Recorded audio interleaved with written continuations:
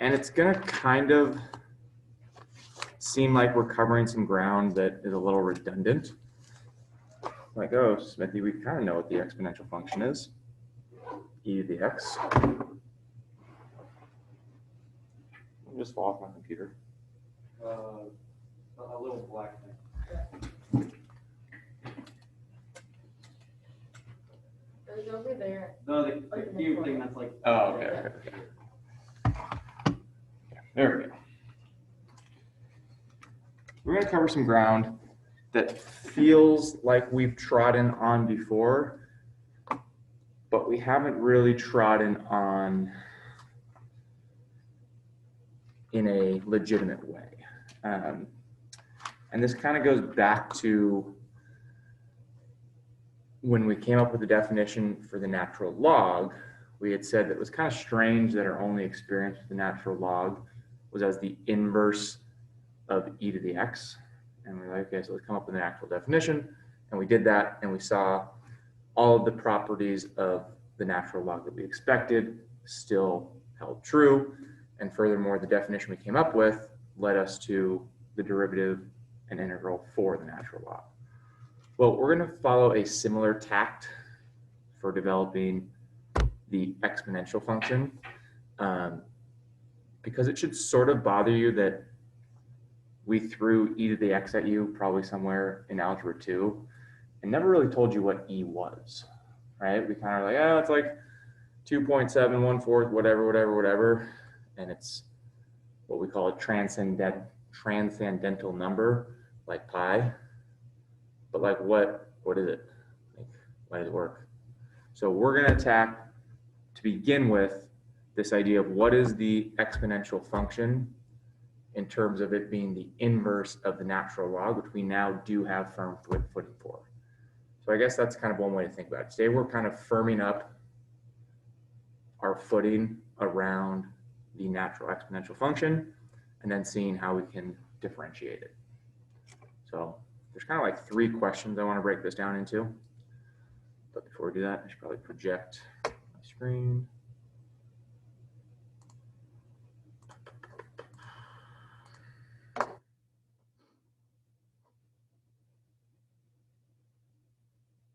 Okay. So 5.4,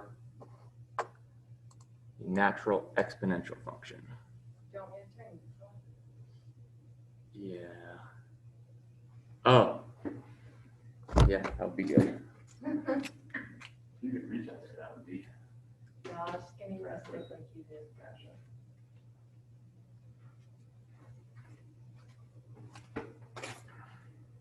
So 5.4.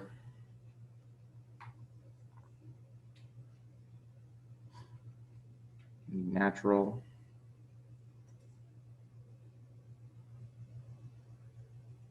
exponential function.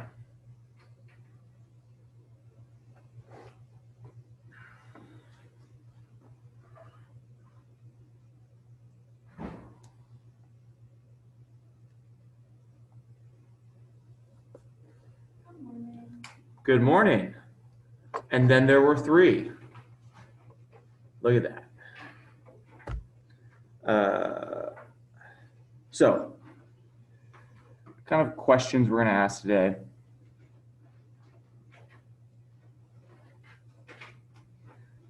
What is the inverse of the natural log?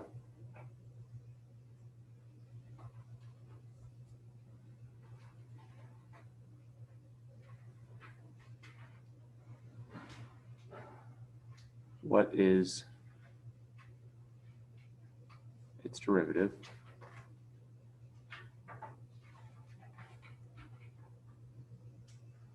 And kind of as a seemingly unrelated question, but will help us answer those first 2 questions, is what is a to the x for x irrational?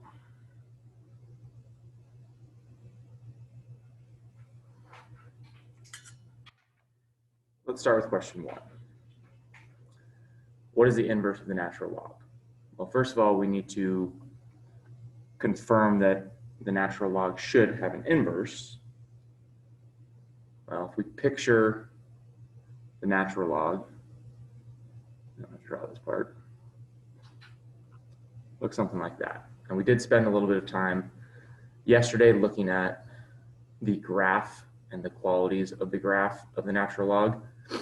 And because we were able to prove that its first derivative was always positive, we were able to confirm that it was always increasing, thus monotonic, and therefore it certainly has an inverse, because that's the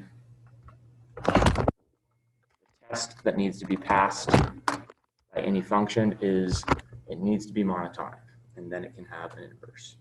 So if we just call this function the natural log is always increasing,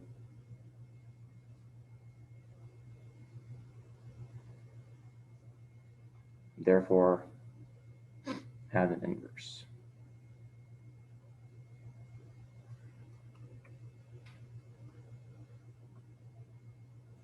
And we're just going to call this inverse until we have a better handle on it, the natural exponential function. This is 5.4.1.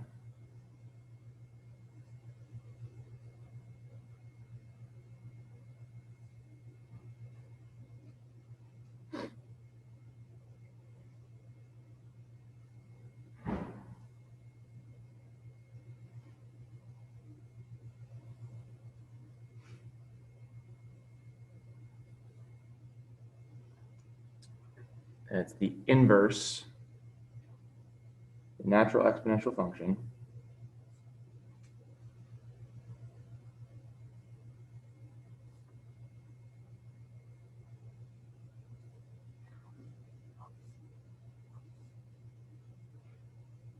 is the inverse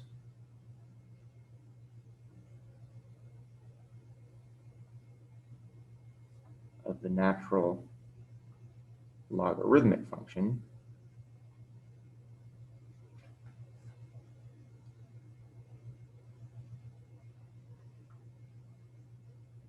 What does it mean to be the inverse? For now, we're going to say that the natural exponential function is notated by exp. And it means if you take that function and put something into it, because it's a function, it'll give you something out. Functions 101. Put something in, it gives you something out. Well, this definition is sort of a weird definition because we define it as the inverse of something else. And so to be the inverse of the natural log means that when we put something into the exponential function and it gives us out y, if we put this guy into the natural log, it needs to give us back x. So this is if and only if the ln of y is equal to x. Ln of y is equal to x.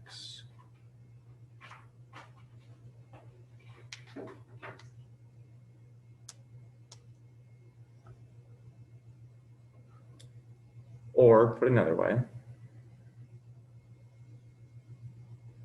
this following relationship needs to be true. That the natural log of the exponential function of some number, well, these things undo each other by the way that we're defining the natural exponential function. So this needs to be x. And the flip side of that is that the exponential function of the ln of x is equal to x. They undo each other.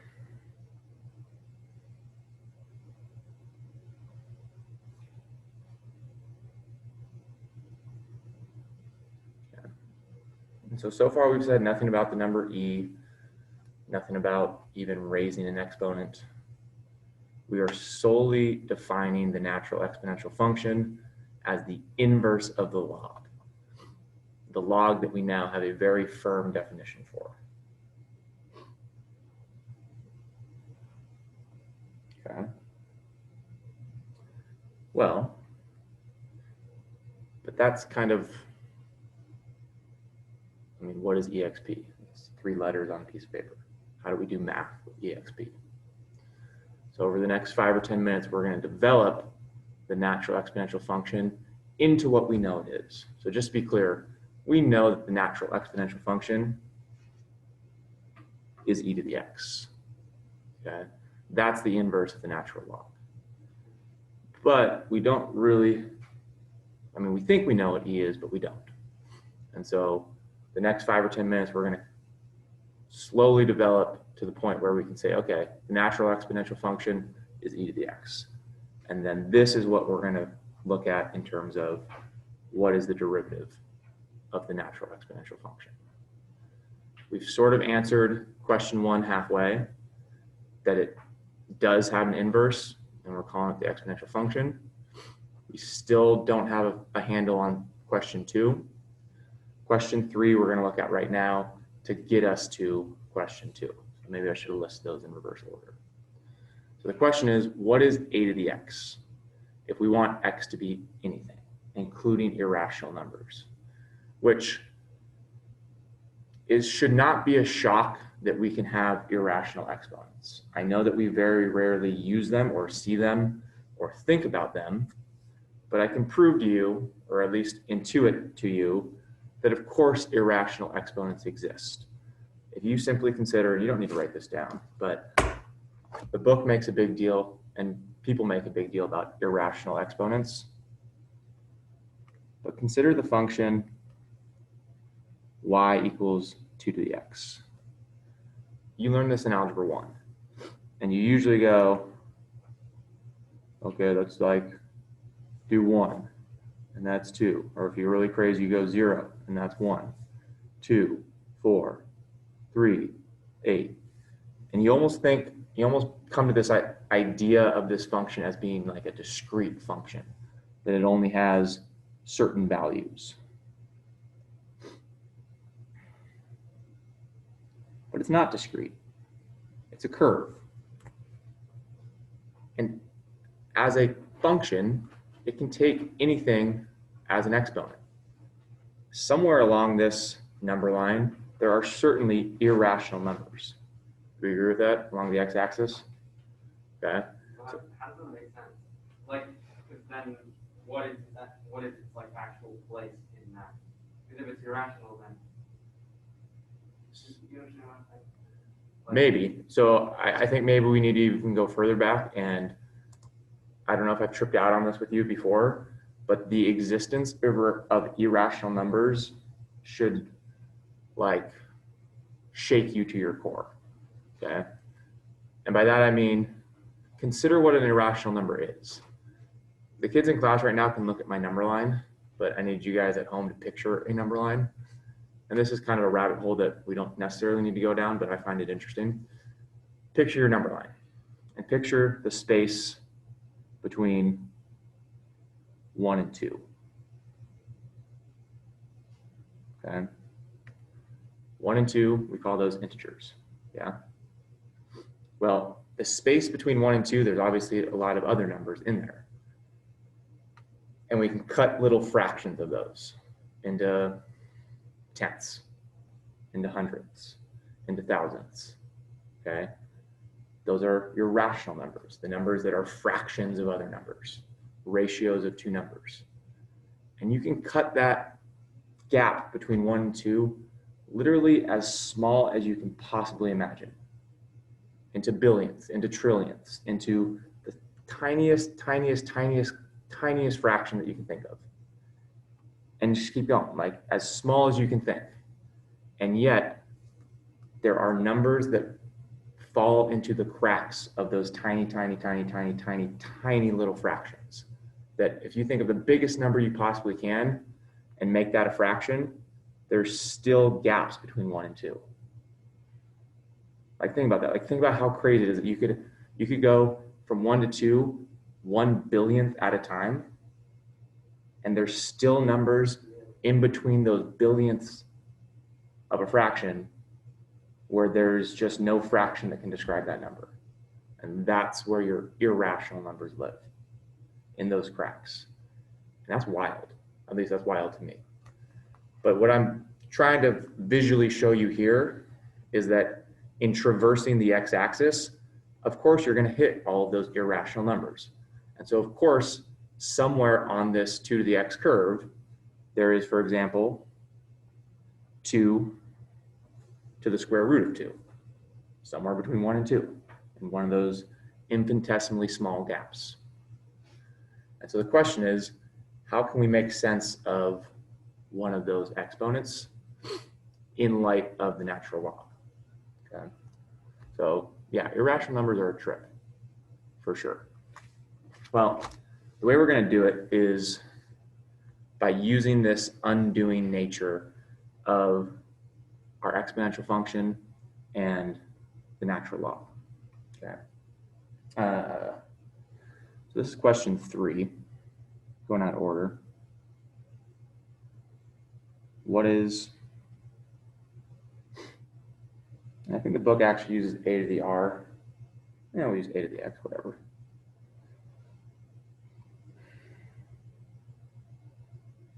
For x irrational.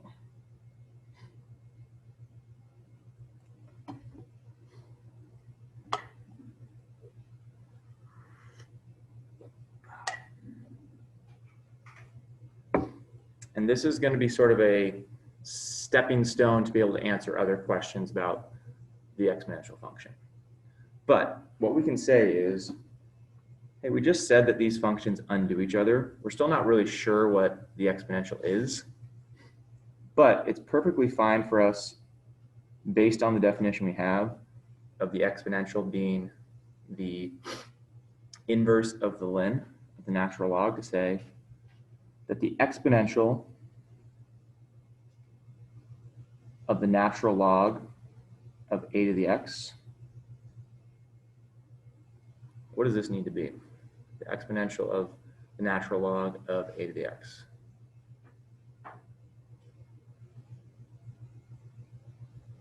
What do these functions do to each other? They undo each other. So this is exactly a to the x. Okay, but Smith, how does that help us? Well, we know a little bit more about the natural log than we do the exponential, actually quite a bit more. And so what we can say, and we'll return to this in a minute, is that a to the x for any value of x, irrationals included, is going to be the exponential, whatever the exponential is, of the ln of a to the x. But we have this property of logarithms that allows us to drop down this exponent and say that it's x times the ln of a. Which seems like, why does that matter? Because now, once we figure out how to use the exponential function, we're just going to input this product of an irrational exponent and the natural log of some rational base. And that's a little bit easier to handle. So we'll see in a second that this is actually a good approximate. This is how we can compute these irrational exponents. Okay. So where is this leading to? We need to come up with a definition for the exponential function. Even though we know what it is, we just don't really know. So in order to do that, we need the number e. Kind of been avoiding that. Well, the number e is just going to be a definition. So the number e is 5.4.4. Definition, and we will come back to this in a second. Don't forget about this.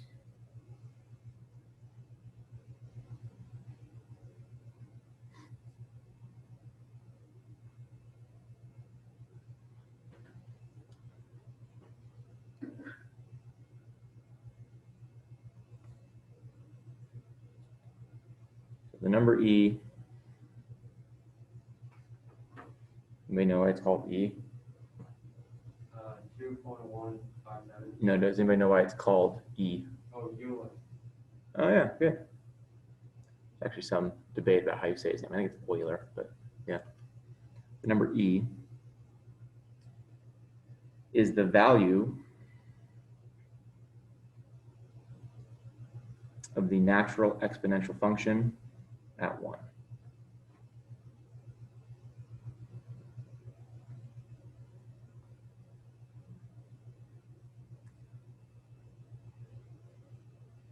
In other words, E is equal to the exponential function at 1, which is sort of a circular definition if we don't have an idea of what the exponential is. Because when we think back to algebra 2, we never actually told you what E was. We're just like, oh, it's a natural number. What does that mean? Okay, it's the exponential function evaluated at 1, and Euler came up with it. So why do we care about this? Well, it's going to lead us to a workable definition of the natural exponential function. So 5.4.5 theorem, based on this definition, we're going to claim that the ln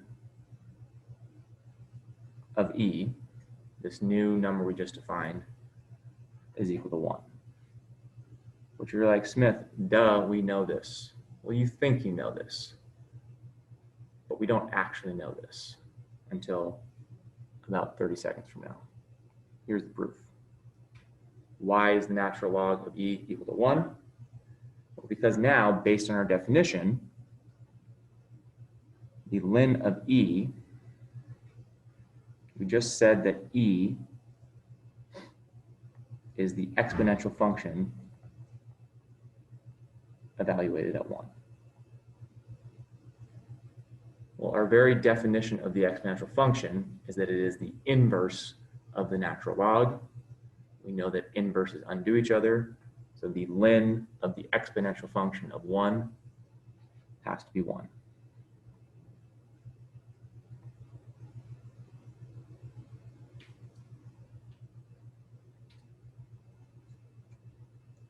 And now, I think we'll finally have room at the bottom here. We will get to the part that we thought we already knew in theorem 5.4.6. Should I do this on the other page? Yeah, do it here. 5.4.6.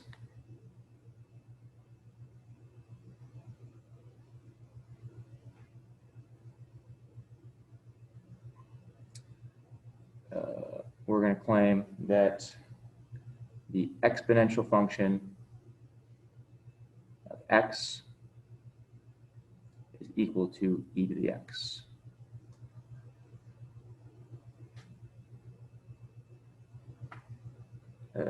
What? Well, using the trick we used up here, with a now being e, we can say that e to the x, so all I'm doing here, maybe I'll use some colors here. The answer to question 3 is, what is a to the x? A to the x is the exponential function of x times the ln of a. So this is our a now.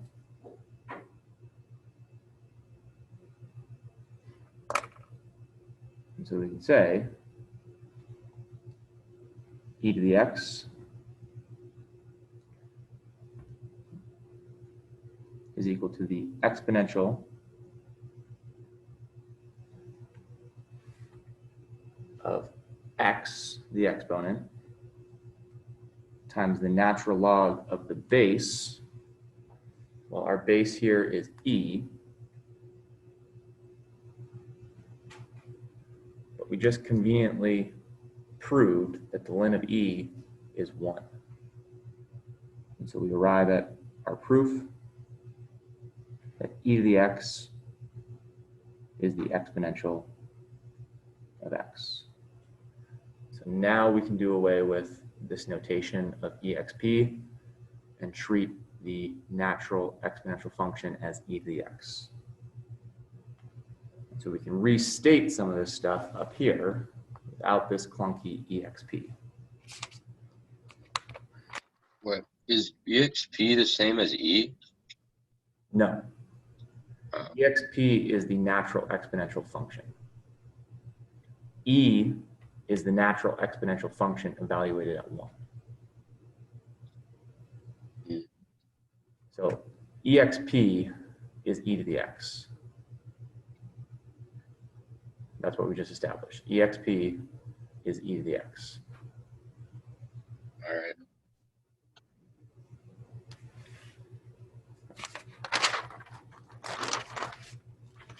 And then finally, we're going to arrive now where we thought we knew we'd already arrived at, is that so restating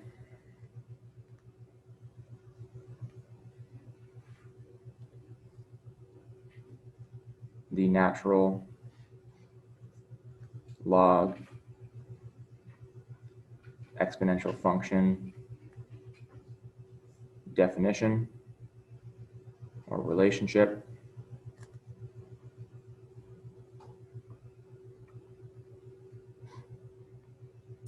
e to the x is equal to y if and only if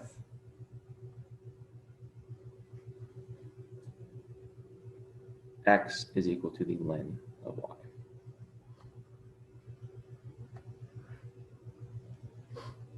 This function takes x, gives you y. It's only going to be the inverse if ln takes that y and gives you back x.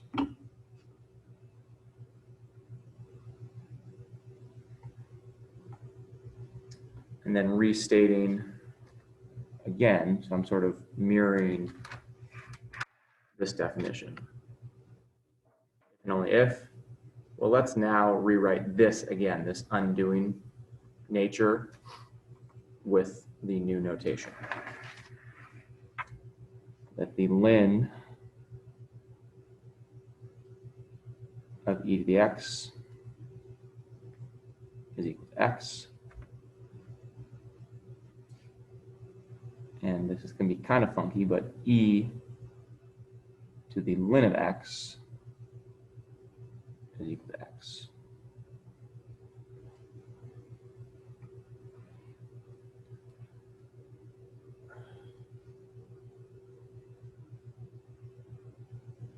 And then kind of bringing this full circle with the irrational exponent deal, which we'll just do one quick example of, is that we said that a to the x was equal to the exponential of x times the ln of a.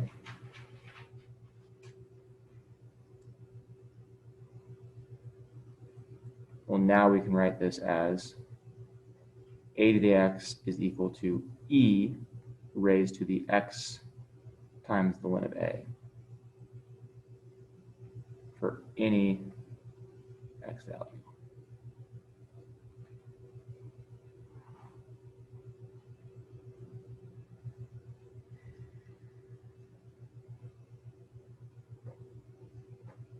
And so this is what we'll see in example 1, that we can now use that definition to compute irrational powers.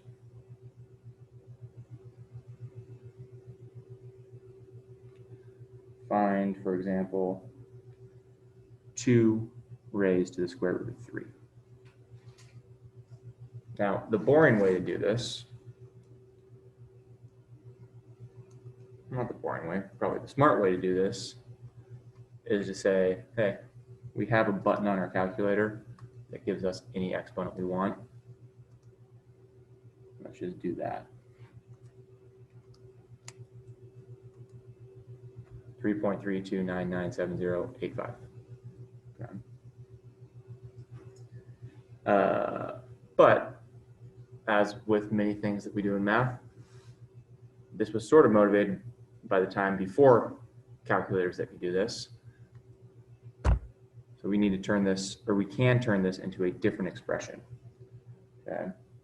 So 2 root 3, or 2 is our a, root 3 is our x. Based on this definition, is e raised to the square root of 3 times the ln of 2.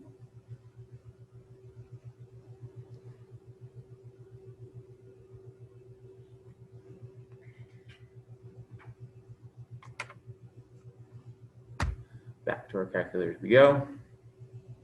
We have an e to the button, square root of 3. Oh, not 5.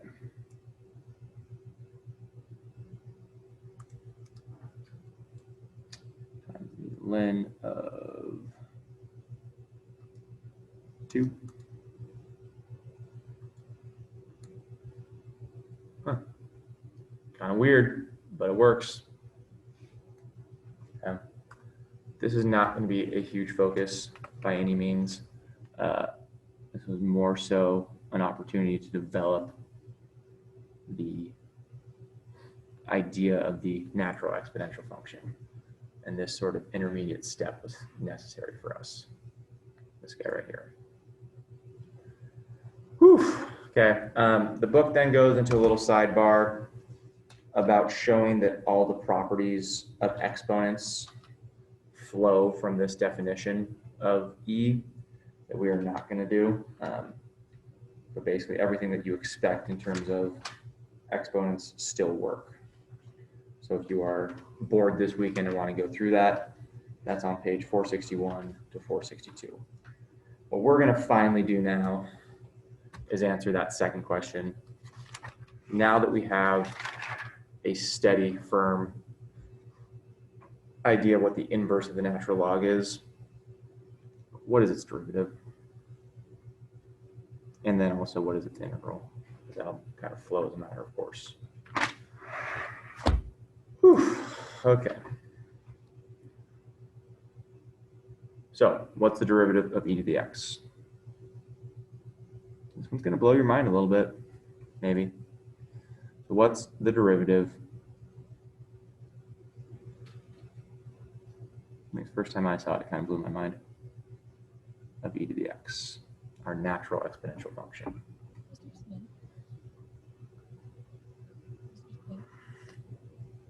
Well, let's consider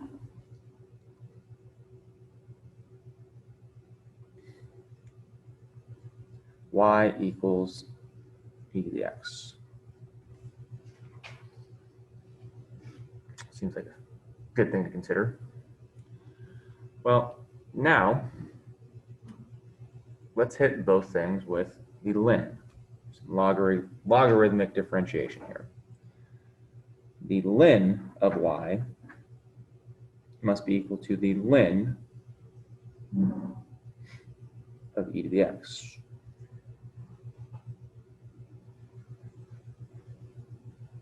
Okay, well, this is interesting because the ln of y, we know that we can drop down this exponent, x times the ln of e,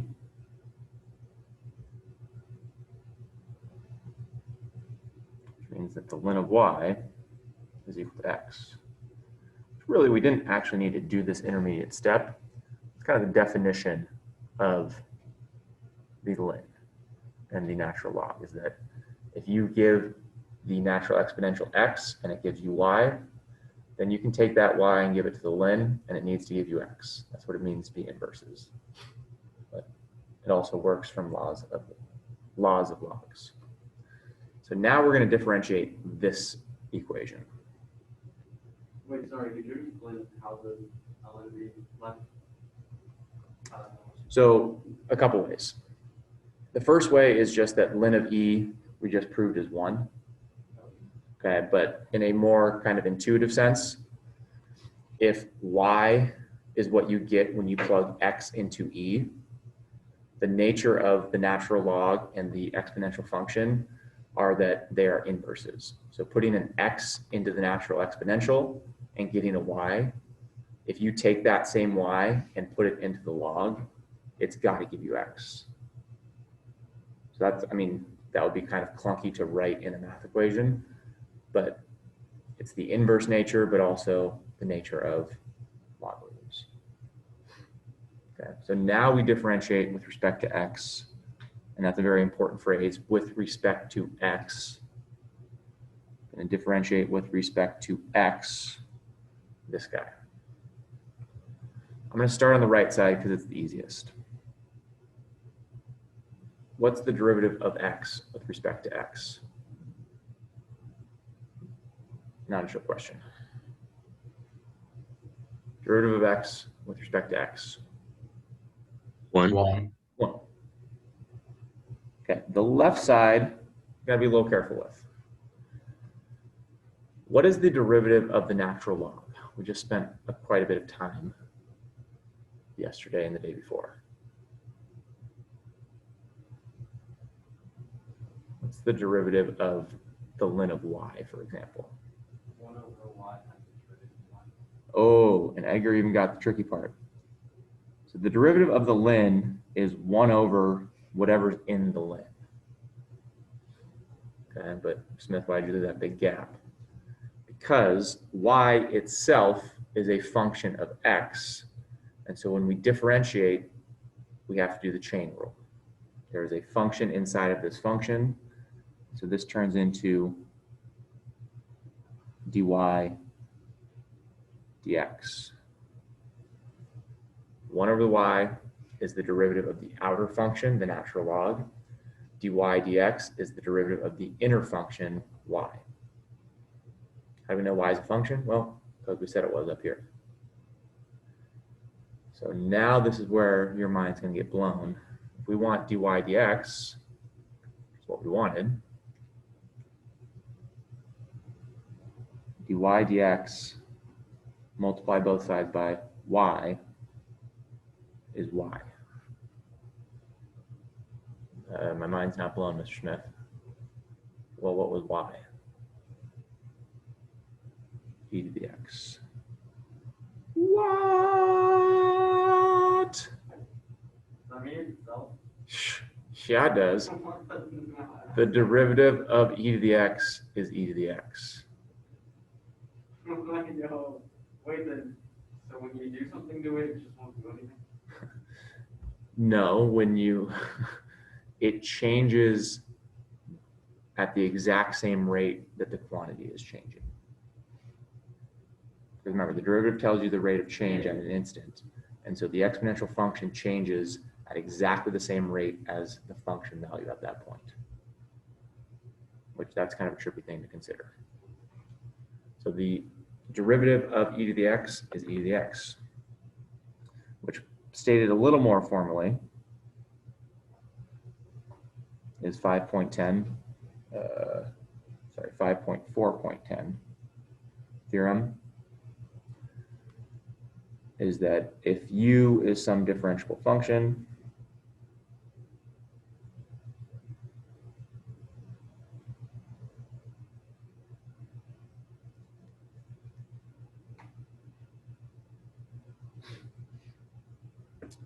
then the derivative of e to the u is equal to e to the u times the derivative of u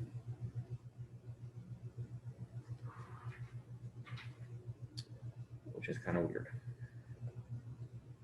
and leads to an equally sort of strange integral situation. But let's do a quick derivative example before we jump into the integral.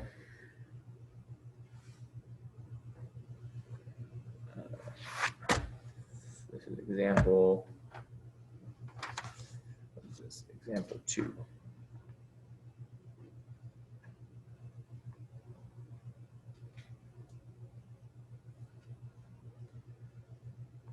If y is equal to e to the 1 over x squared. That's a nasty looking exponent.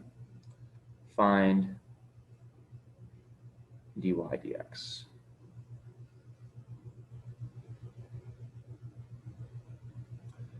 Well, the derivative of this guy is itself, but then with the chain rule on its exponent. E to the 1 over x squared times the derivative of 1 over x squared. E to the 1 over x squared. The derivative of x to the negative 2 is negative 2 times x to the negative 3.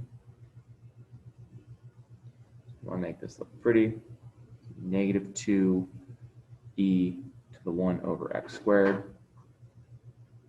divided by x cubed.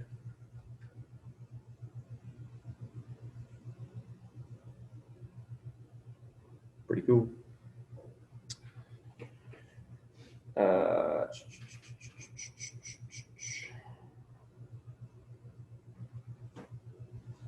We're going to skip example 3 because time is sort of against us and get right into, okay, what's the other direction? Well, as you can imagine, if the derivative of this thing is itself, when you integrate this thing, you also get itself. Or put formally, 5.4.11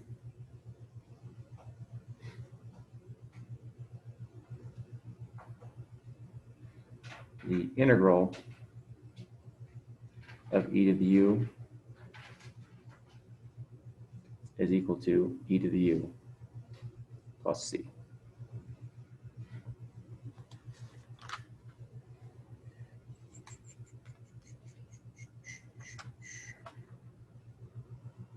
One of these? Yeah, sure.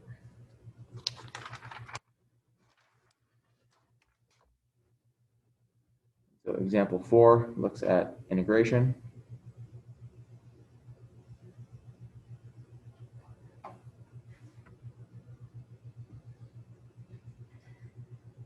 It's the integral of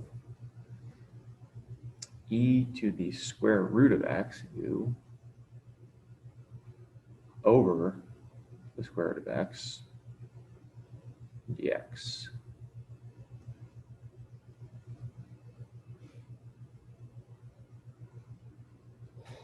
Ooh, excuse me.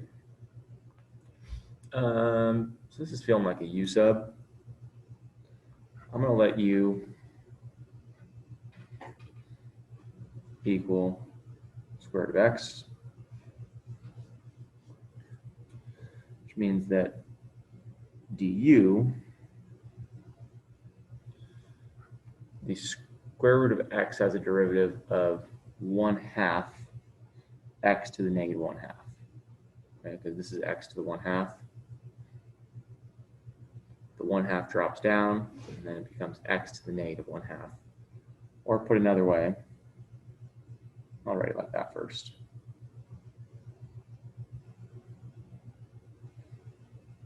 I'm going to think of this as 1 over 2 times the square root of x dx.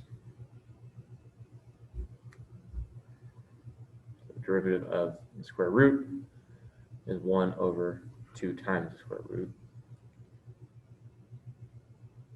But then we want dx. So dx is 2 times the square root of x du.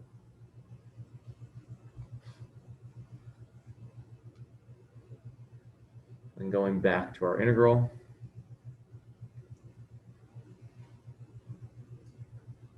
we have e to the square root of x, but we said that the square root of x was u, divided by the square root of x, also u. How are we going to do this? We're going to actually keep that as the square root of x. And then dx is 2 times the square root of x du. But if you don't change it, then isn't that affecting that? Because if you're subbing u for the red x, shouldn't every red x be u? So the cop out that I'm going to give you is that this is well, let's do it both ways because we do have a little bit of time. Let's do it the seemingly sneaky way. That the cop out answer I was going to give you is that this is actually u to the -1. And so we could, that'll make our lives way harder. Let's do it this way real quick, and then we'll explore that idea because I think Mr. Smith, yes. the root x's would cancel if you made all the root x's u, then it would still cancel out because the 2 root x would be 2u. For sure, yeah. Like they're going to cancel no matter what. But I think it's a fair question. Why does that not sub in as a u? But whether we call these u's or square roots of x, we get that magic moment where they cross out. But that's a situation we've never faced before where the derivative actually included u. It's sort of an interesting thing. Oh, exactly.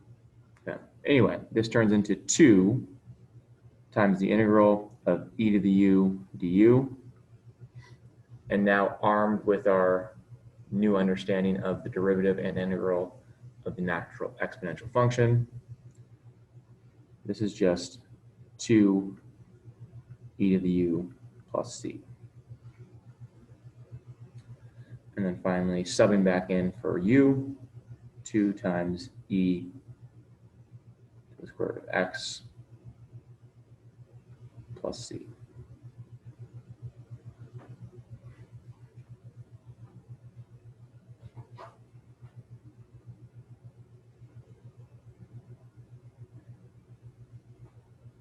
Yeah, Edgar, I don't know if we've actually had situations like that before that we've just ignored. But that is a little funky, I'll grant. But I think Trey's observation is fair that Yeah, we cancel both ways. it'll cancel no matter what. Does that have anything to do with the fact that the u itself is in the root? Because that's what ends up making. Yeah, the fact that the square root of x, like usually we're dealing with a u that's like x squared, and the derivative is 2x, and so there's no way to force the u back into that derivative.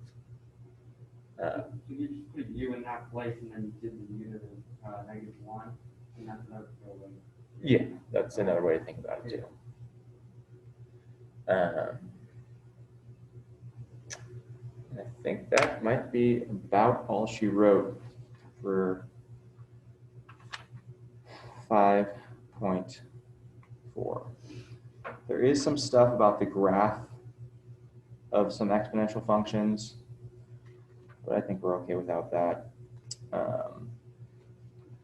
Let's take a gander at the homework set that you're being asked to do.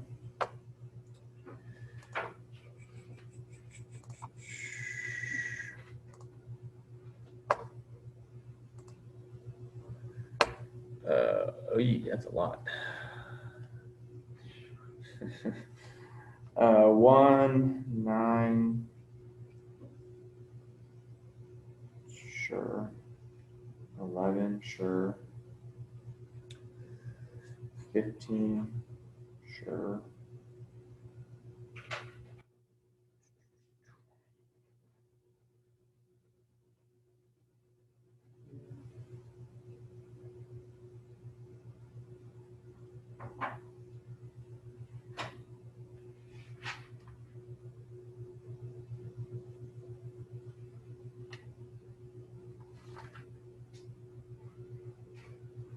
Actually, it looks like a lot, but it's really not.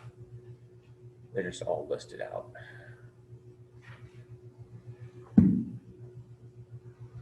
Oh, okay. So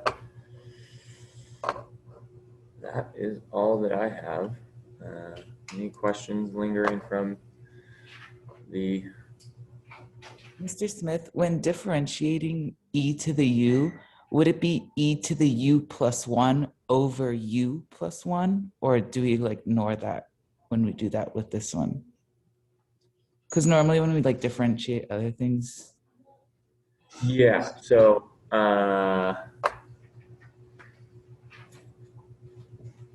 let's. The answer is no, it's not that. It's just e to the u. And actually, I think the book does make note of that.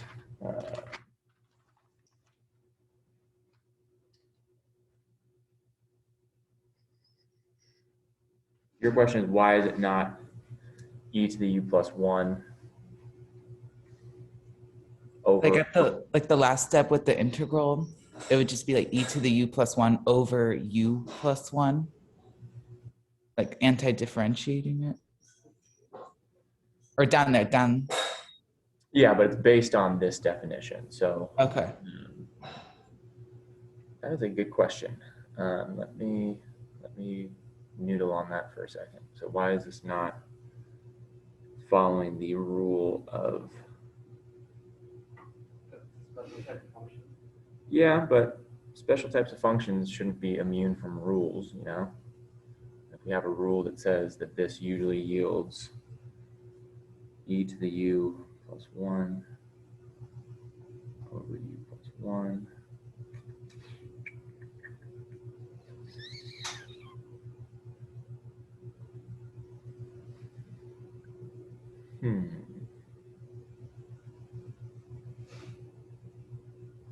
So the derivative of that be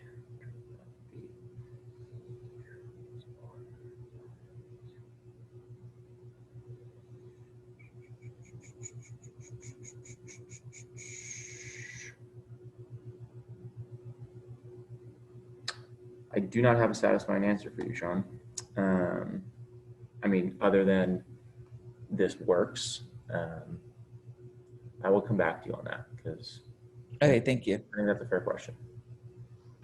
I mean, the easy answer is that it's based on how we differentiate e to the u. And in order for this definition to hold, the second one has to hold.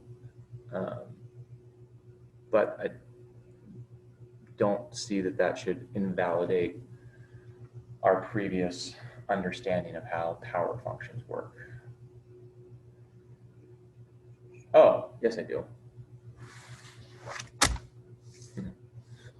This is not what we've seen before. In those integrations, the variable was the base, not the exponent. That's a very, it can get lost when we have letters involved, but what you're asking, Sean, is based on the idea that the integral of x to some fixed number n is equal to x to the n plus 1 over n plus 1. This function is not this function. This is a polynomial. This is the exponential function. It's the same difference between x squared and 2 to the x. Those are not the same situation.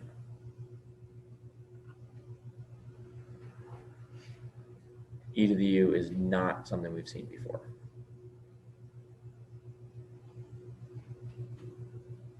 Does that sort of make sense? Yes, thank you. Good question.